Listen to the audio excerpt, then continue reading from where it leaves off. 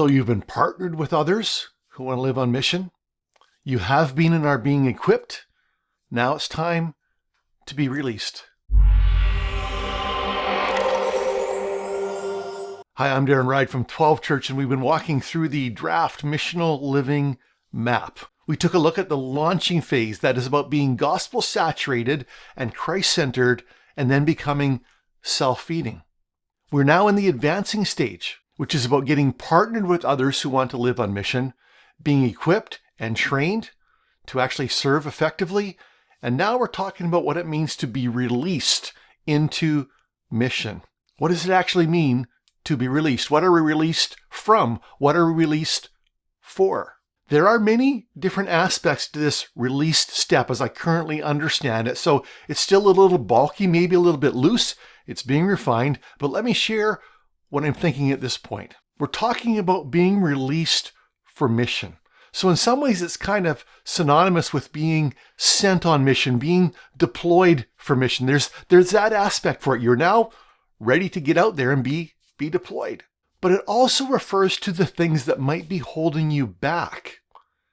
You know, you've already been sent. Technically, you're already sent as a follower, but what is holding you back? It might be things like besetting sins. It might be spiritual oppression. It might be bondage to the expectations or values of others. Not surprisingly, this step overlaps a bit with a book I've written called Release, A Wilderness Adventure of the Soul, and it's really about the things I've discovered about how to move forward in my life.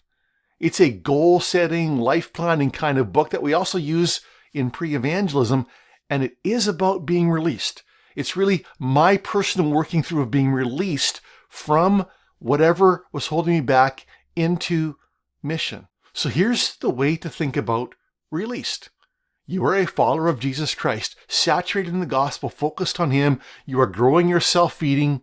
You are associating and maybe doing life with other believers who want to live on mission.